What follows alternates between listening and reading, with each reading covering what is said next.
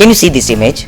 In this image, you can easily see that this structure is the crista galli, and on its side there is the sieve-like structure, the very thin bony plate, that is the cribriform plate of ethmoid, which passes the olfactory nerve. And can you see, this is the eyeball. This is the eyeball. The optic nerve is passing through the optic canal. So this particular foramen is indicating the optic canal, which is passing the optic nerve. Here is the optic nerve, and this is the ophthalmic artery. So we have seen the first cranial nerve and the second cranial nerve. First cranial nerve is in close relation with the cribriform plate of ethmoid, while the second cranial nerve is passing through the optic canal. Now can you see where is the king?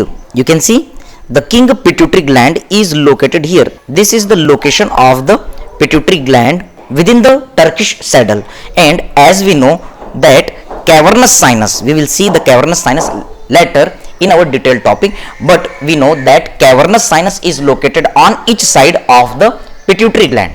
So this is the cavernous sinus, and through our knowledge we know that cavernous sinus is having the roof, floor, lateral wall and the medial wall. Later we will see in detailed discussion, but as we know that the lateral wall is passing the third cranial nerve, fourth cranial nerve, then V1 and the V2, while the V3 is passing outside the cavernous sinus. Okay, so just apply that knowledge to this cranial cavity part when we are dissecting out this cavernous sinus on this side. So can you see what are the various cranial nerves which are passing from here? This will be the third cranial nerve, because it is the first structure which is passing through the lateral wall of the cavernous sinus. Now this is the thinnest cranial nerve, that is the fourth cranial nerve, while this is the largest cranial nerve of our body, that is the fifth cranial nerve. And this fifth cranial nerve is dividing into the three division: V1, maxillary nerve V2, while this is the third division, that is the V3. So in this way,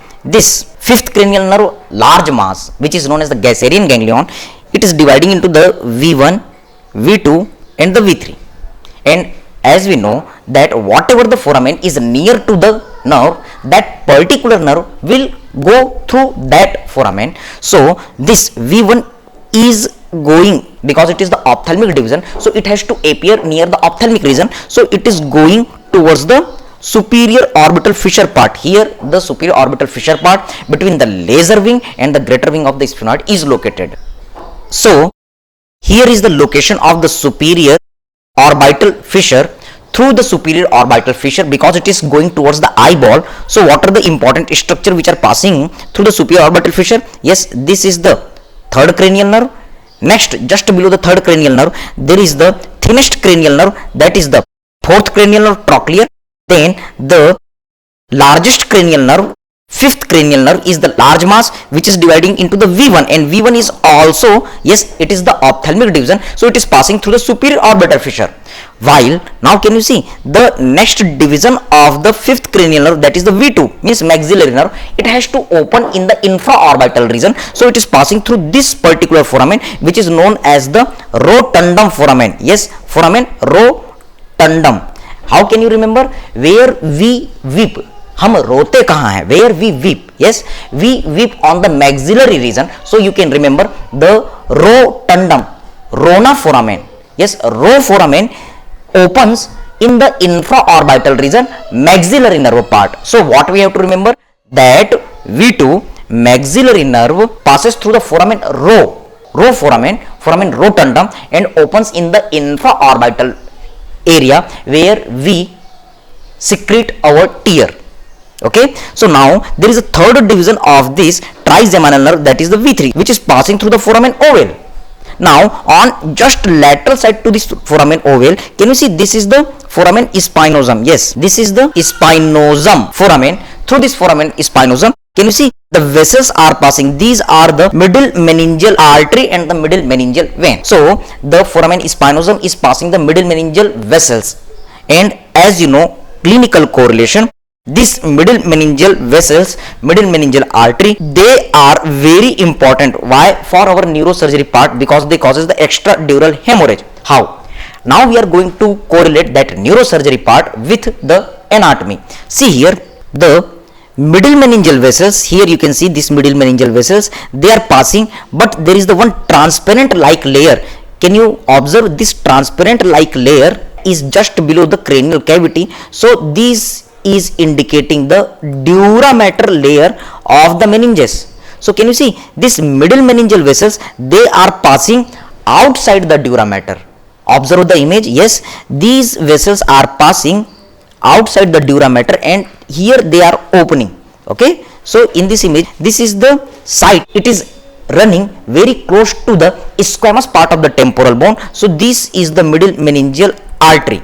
Now see correlation with the PSM and our other trauma casualty topic, that in case of the road traffic accident, this part is fractured, then which artery is affected?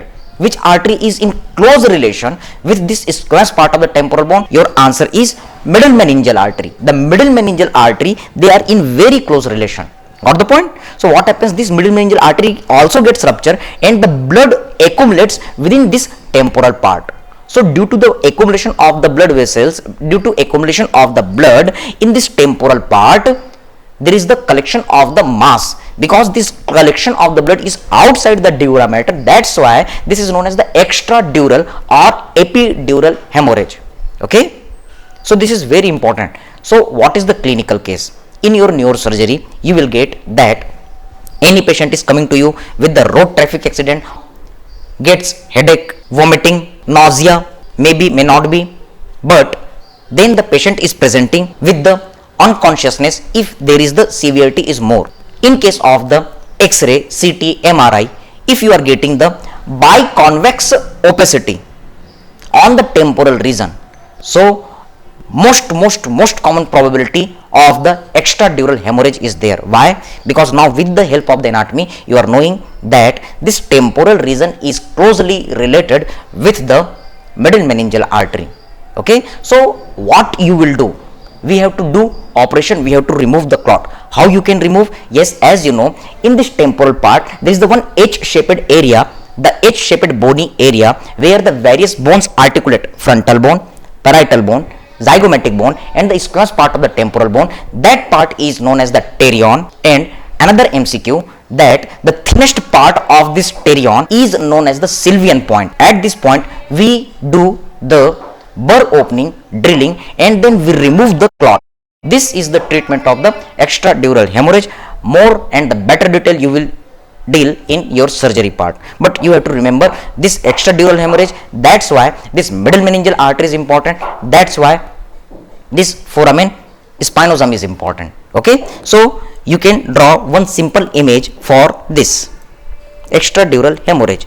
Suppose this is the cranial cavity, and suppose this is the layer of the dura mater, and as we have seen that middle meningeal artery is located here.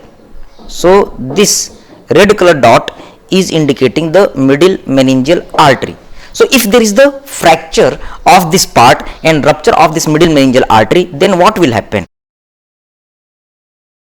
In case of the rupture, this artery is doing bleeding outside the dura mater. So it is lifting the dura mater layer and blood is accumulated in such kind of the way. So can you see this blood is taking the shape, because the squamous part of the temporal bone is convex outside and the dura mater is also lifting inside. So the shape of the accumulated blood is biconvex lens shaped bleeding. So in case of the X-ray, CT or MRI, such kind of the blood mass is seen, then this is known as the extradural hemorrhage or epidural hemorrhage. And for the treatment, we have to make one drilling burr operation at this pterion Sylvian point, and we have to remove the